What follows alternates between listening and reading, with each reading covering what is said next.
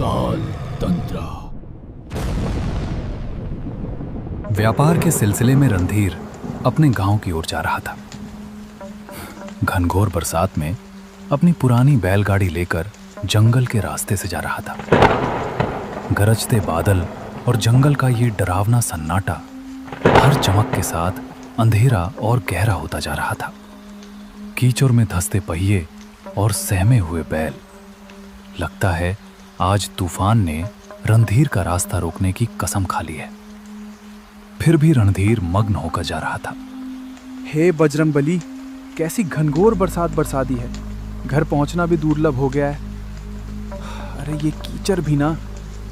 बस अब हिम्मत रखो रे बैलो, थोड़ा और, अभी हमें गांव पहुंचना है। काश मैं कल्याणपुर में इतनी देर तक नहीं रुकता। अरे चलो रे, थोड़ा और जोर लगाओ, ये कीचड़ भी साथ नहीं छोड़ता। अरे बाप रे, ये बिजली तो सिर पर ही गिरी लगता है। कल्याणपुर की वह भीड़ अब किसी सपने जैसी लग रही है। यहाँ तो बस डर ही डर है। ये कैसी रात है, बारिश रुकने का नाम ही नहीं ले रही। अरे बजरंगबली, कहीं ये वही रास्ता तो नहीं जहाँ की कहानियाँ लोग सुनाते हैं। दिल धक धक कर रहा है मेरा। काश अब जल्दी कोई आसरा मिल जाए।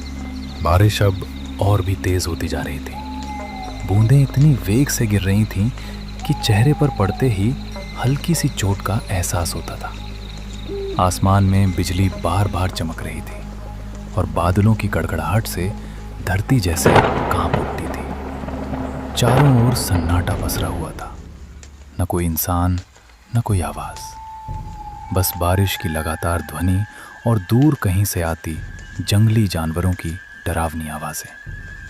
रणधीर का दिल जोर जोर से धड़कने लगा। उसने इस रास्ते के बारे में कई डरावनी कहानियां सुनी थी। दिन में ये रास्ता सुरक्षित लगता था, मगर इस तूफानी रात में सब कुछ भयानक रूप ले चुका था। तभी अचानक उसे दूर कहीं से मंदिर की घंटी की आवाज सुनाई दी। अजीब बात यह थी कि वो आवाज बारिश के शोर के बीच भी साफ और गूंजती हुई सुनाई दे रही थी। रणधीर ने ध्यान से सुना। अरे ये आवाज, ये तो मंदिर की घंटी जैसी लग रही है। हाँ बिल्कुल, पर इतनी तेज बारिश में कौन बजा रहा होगा इसे? रणधीर ने बैलों को उस आवाज की दिशा में मोड़ दिया। कुछ दूरी तय करने के बाद उसे घने पेड़ों के बीच एक बहुत ही पुराना हनुमान मंदिर दिखाई दिया। मंदिर पत्थरों से बना था और देखने में काफी जर्जर व प्राचीन लग रहा था। पर अजीब बात यह थी कि उसके भीतर से हल्की सी रोशनी झिलमिला रही थी। रणधीर ने अपनी बैलगाड़ी मंदिर के पास रोकी और उत्सुकता व डर के मिले जुले भाव के साथ जल्दी से मंदिर के अंदर चला गया। मंदिर बाहर से जितना पुराना लग रहा था, अंदर उतना ही स्वच्छ और शांत था। हनुमान जी की मूर्ति के सामने अगरबत्तियां जल रही थीं और चारों ओर सिंदूर और चंदन की हल्की सी खुशबू फैली हुई थी। ऐसा लग रहा था जैसे किसी ने अभी अभी पूजा की हो, मगर वहां कोई दिखाई नहीं दे रहा था। कोई है यहाँ? कृपया बाहर आइए, मैं रास्ता भटक गया हूँ। बारिश बहुत तेज हो रही है, रास्ता कीचड़ में डूब गया है। बैल भी थक गए हैं। अगर थोड़ी देर यहीं रुक जाऊं तो कोई आपत्ति तो नहीं? अजीब है, मंदिर में रोशनी जल रही है, अगरबत्तियां भी सुलगी हैं, फिर कोई दिख क्यों नहीं रहा? कुछ देर बाद मंदिर के पीछे वाले कमरे से एक वृद्ध साधु प्रकट हुए, जिन्होंने गेरुए वस्त्र धारण कर रखे थे। उनकी लंबी सफेद दाढ़ी छाती तक लटक रही थी और माथे पर तिलक का गाढ़ा चिन्ह बना था। उनकी आंखों में गहरी शांति थी, पर चेहरे पर किसी गहरी चिंता की छाया साफ झलक रही थी। कौन हो तुम बेटा? इस तूफानी रात में यहाँ कैसे आ पहुंचे? महाराज, मैं पास के गांव कल्याणपुर से लौट रहा था। व्यापार देर तक चला, इसलिए देर हो गई। रास्ते में इतनी भयंकर बारिश शुरू हो गई कि कुछ सूझा ही नहीं। तभी मंदिर की घंटी की आवाज़ सुनी और यहाँ चला आया। इस समय जंगल में रुकना उचित नहीं है। ये जगह दिन में भले शांत लगे, पर रात में इसका रूप बदल जाता है। हर आवाज़ का यहाँ कोई ना कोई अर्थ होता है और हर सन्नाटे में कोई छिपा हुआ स्वर। बेटा, अगर तुमने बाहर की घंटी सुनी है तो जान लो, घंटी की आवाज हर किसी को नहीं बुलाती। मगर महाराज, आप कह रहे हैं कि वह घंटी हर किसी को नहीं बुलाती। इसका क्या मतलब है? साधु ने एक गहरी सांस ली। उनकी आंखों की शांति अब गंभीरता में बदल गई। कुछ पल तक वे मौन रहकर रणधीर को ध्यान से देखते रहे, मानो उसके भीतर कुछ खोज रहे हों। फिर धीरे से बोले, बेटा, आज की रात यहीं मंदिर में रुक जाओ।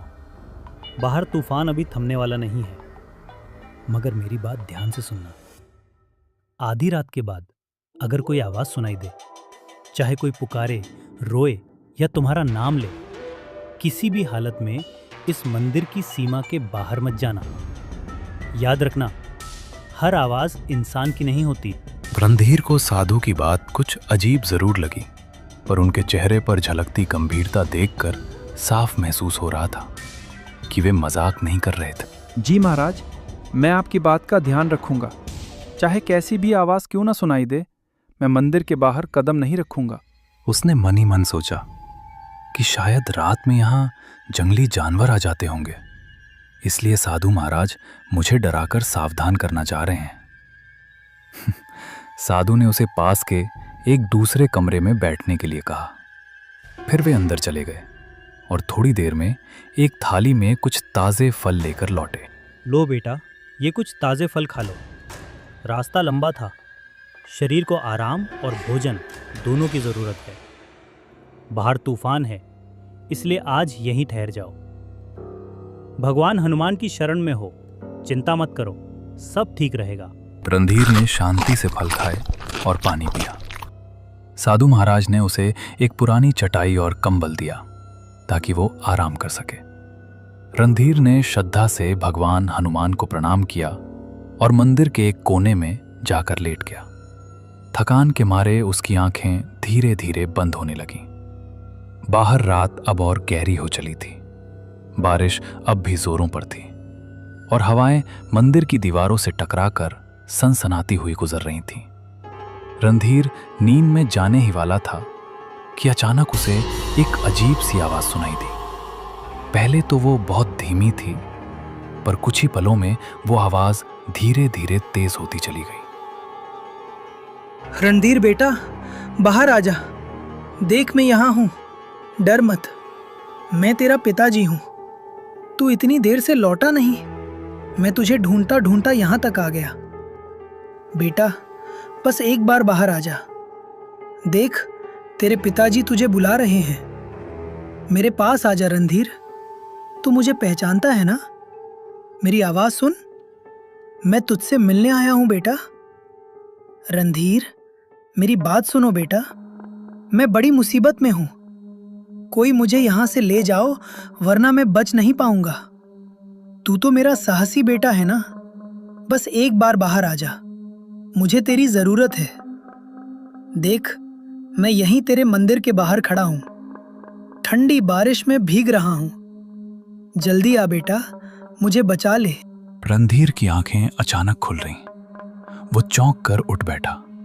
उसके चारों ओर सन्नाटा पसरा था, पर वो आवाज अब और स्पष्ट सुनाई दे रही थी। अजीब बात यह थी कि वो आवाज किसी और की नहीं, बल्कि उसकी अपने पिताजी की आवाज जैसी लग रही थी। ये आवाज पिताजी की लग रही है, लेकिन पिताजी यहाँ कैसे हो सकते हैं? नहीं, ये सच नहीं हो सकता। वो तो गांव में थे। पर अगर सच में वो हैं, तो मैं कैसे अंदर बैठा रैंक रहूं? हे बजरंगबली, अब मैं क्या करूं? बाहर जाऊं या नहीं? रणधीर का दिल जोर जोर से धड़कने लगा, मानो उसकी छाती से बाहर निकल आएगा। डर और जिज्ञासा दोनों उसके मन में एक साथ उमड़ने लगे। रणधीर उठ खड़ा हुआ और धीरे धीरे मंदिर के दरवाजे की ओर बढ़ने लगा।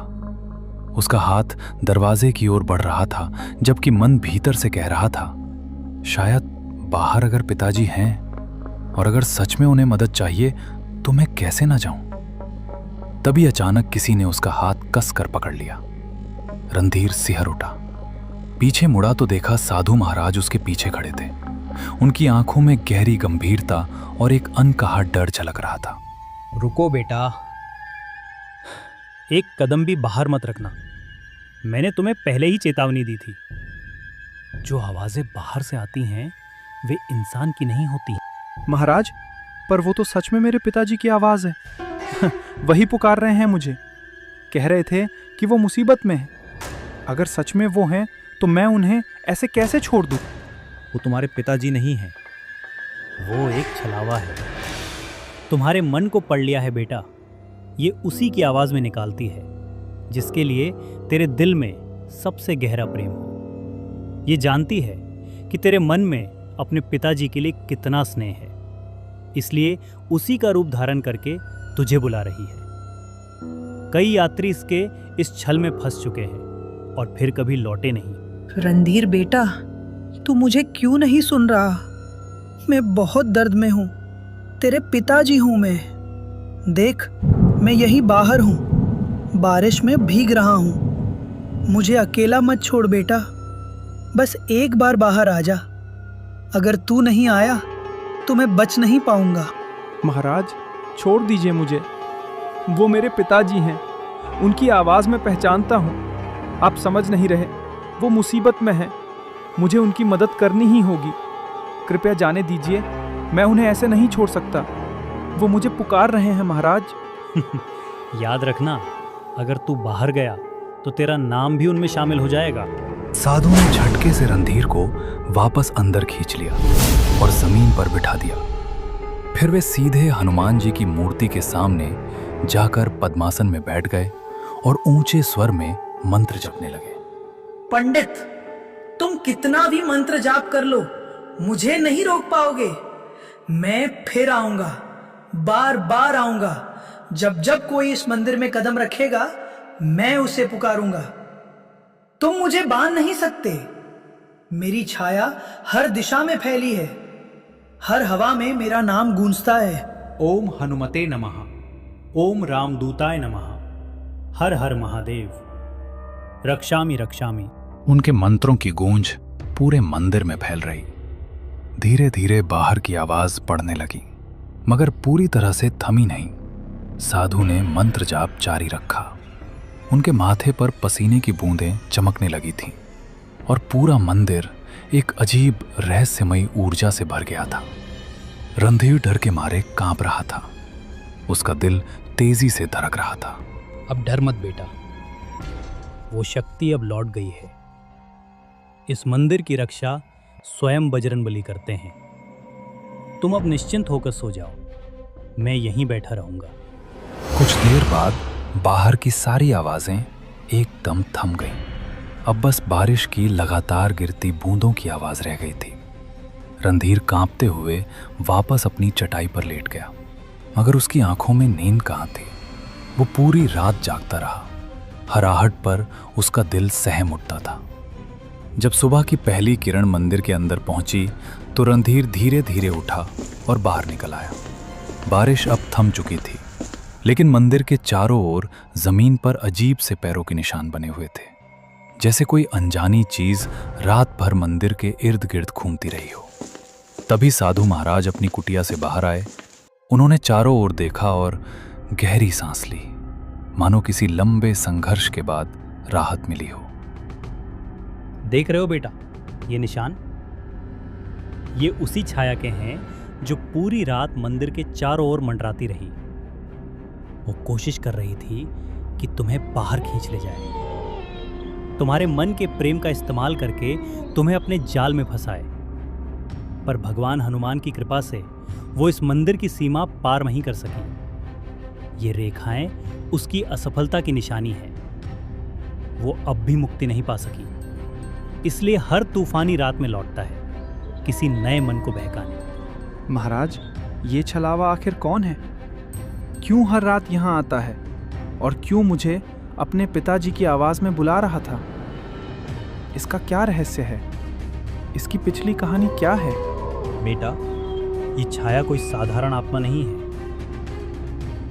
कभी ये भी एक इंसान था, एक औरत जो अपनी पत्नी की मौत के बाद पागलपन की हद तक टूट गया था। कहा जाता है कि वो अपने दुख में इतनी डूब गया कि उसे जीते जी शांति नहीं मिली। एक तूफानी रात में उसने इसी जंगल में अपनी जान दे दी। तभी से उसकी आत्मा इस जगह से बंध गई। वो अब भी अपने अकेलेपन और दर्द से मुक्त नहीं हो पाई है। वो अपने दर्द में सबको शामिल कर लेना चाहता है। वो जानती है कि इंसान का सबसे बड़ा प्रेम किससे होता है? अपनेपन से, अपने पिताजी से, अपनी संतान से। इसलिए वो उसी आवाज में पुकारती है ताकि जो सुन ले वो खुद को रोक ना सके।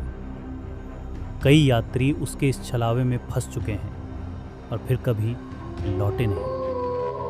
वही सब उसकी छाया में समा गए, उसी के दुख का हिस्सा बन गए। बेटा, अगर मैं तुम्हें रोका ना होता तो सुबह तक यहाँ तुम्हारे पैरों के भी निशान नहीं मिलते और तुम्हारे बैल वहीं के वहीं खड़े रह जाते। रणधीर के रोंगटे खड़े हो गए। रणधीर ने कांपते हाथों से साधु के चरण छुए। साधु महाराज, अगर आप मुझे नहीं रोकते तो पता नहीं मेरा क्या होता। साधु महाराज, आपने मेरी जान बचाई है। अगर आप ना होते तो आज मैं जिंदा नहीं होता। मैं आपका आजीवन ऋणी रहूंगा। इसे मैं कभी नहीं भूलूंगा। बेटा, मुझे नहीं, भगवान हनुमान को कहना। उन्हीं की कृपा से तुम आज सुरक्षित हो। याद रखना, उस छाया से बचने का एक ही उपाय है, श्रद्धा और विश्वास। ये दोनों कभी मत भूलना। रणधीर ने हनुमान जी और साधु महाराज को प्रणाम किया और बैलगाड़ी लेकर निकल पड़ा।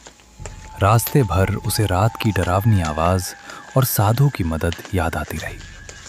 दोपहर को श्यामपुर पहुंचकर उसने देखा कि पिताजी आंगन में सुरक्षित बैठे हंस रहे हैं। वो खौफनाक आवाज झूठी थी। ये देख रणधीर की आंखों में आंसू आ गए और उसने दौड़कर पिताजी को गले लगा लिया। अरे ये क्या हाल बना रखा है तूने रणधीर? कौप क्यों रहा है बेटा? कहीं रास्ते में कुछ हुआ क्या?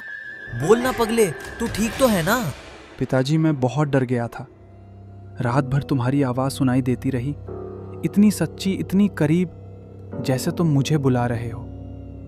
मैंने सोचा तुम किसी मुसीबत में हो। अगर साधु महाराज मुझे ना रोकते तो शायद मैं आज तुम्हारे सामने ना होता। रणधीर ने अपने पिताजी को रात की सारी घटना बताई। उसकी बात सुनकर पिताजी की आंखों में डर और हैरानी दोनों झलकने लगे। धीरे धीरे यह खबर पूरे गांव में फैल गई। सबको मालूम हो गया कि उस जंगल में रात के समय कुछ अनहोनी घटती है। तब से किसी में भी इतनी हिम्मत नहीं रही कि अंधेरा होने के बाद उस